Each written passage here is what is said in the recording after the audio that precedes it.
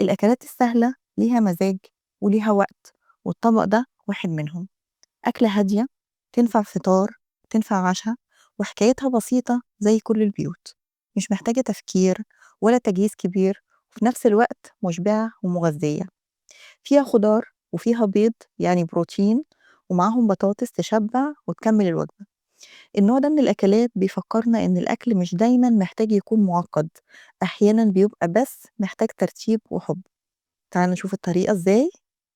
دي إحنا معانا بطاطستين كبار نسبيًا، هنبدأ نقطّعهم كده ترانشات، مش عايزاها تخينة أوي ولا رفيّعة زي الشيبس، عايزاها كده السُمك اللي أنتم شايفينه ده، لا هي غليظة ولا هي رفيّعة أوي، بالشكل ده. وهنقطّعها بالعرض 2، يعني هنبقى كل واحدة مدوّرة هنقطّعها 2 كده بالعرض مش بالطول، زي ما أنتم شايفين برضه في الفيديو. إحنا خلّصنا البطاطستين كلّهم. طبعًا هي مليانة نشا، فلازم تتشطف كويس جدًا عشان ما تلزقش في بعضها لمّا تتقلي. شطفناها وبعد كده هتنزل في الزيت.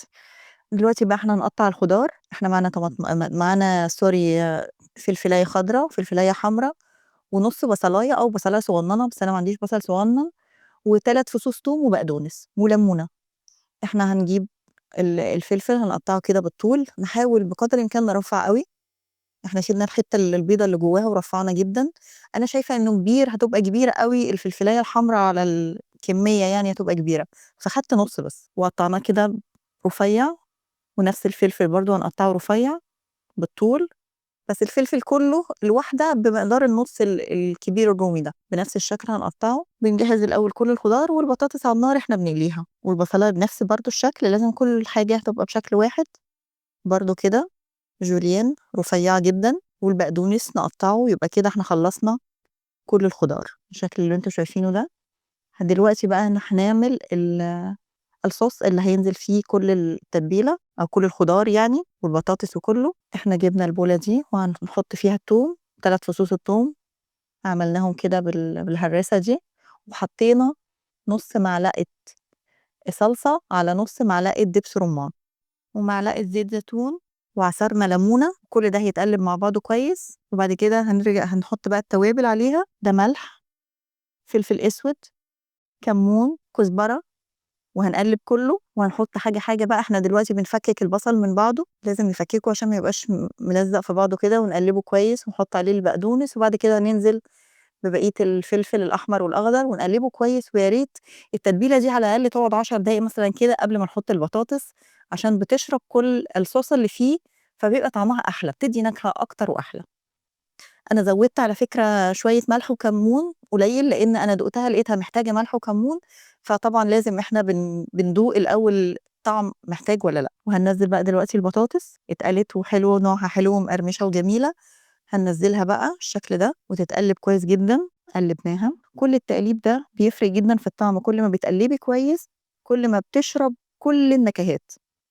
لو بتحبي الأكلات اللي تنفع كل وقت وتشبه أكل البيت وتحسي بالراحة وأنتِ بتقدّميها، سيبي لي كلمة حلوة في comment وما تنسيش اللايك.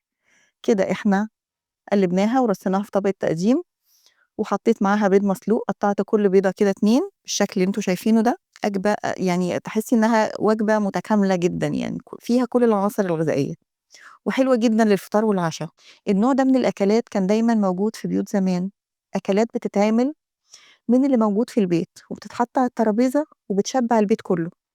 كانت وجبات بسيطة لكن متكاملة وبتشبّع وبتقوّي وبتكفّي اليوم. أكل بيتحضّر بهدوء وبيتقدّم ببساطة من غير زحمة ولا تفاصيل زيادة. الطبق ده من الحاجات اللي تحسّيها مألوفة حتى لو أول مرّة بتتعمل، ولإنه فيه روح من روح البيوت بتاعة زمان. أهو شايفين شكله قد إيه جميل. أصلًا كل حاجة يعني العين بتحب إنها تشوف الألوان دي، أحمر على أخضر على البيض أصفر على البطاطس، شكل أصلًا يعني يفتح النِفس من غير ما تاكليه. كمان لمّا تاكليه هتلاقي إن الطعم مختلف تمامًا عن البطاطس. إحنا متعودين يا مقلية يا مسلوقة يا متحمرة لأ، ده تغيير. طعم البطاطس فعلًا مختلف جدًا. إحنا هنعمل دلوقتي ساندوتش منه، نحط فيه كده شوية وقطعة من البيض. طعمه فعلًا حلو جدًا، جدًا، هيعجبِك جدًا وهيعجب الولاد جدًا، وقيمة غذائية للولاد جامدة جدًا، والطعم هيعجبهم. دبس الرمان هيعجبهم جدًا لإن بيدّي له طعم حلو. أكل البيت دايمًا ليه طعم مختلف، مش عشان المكونات ولكن عشان الإحساس. جربيها وبألف هنا.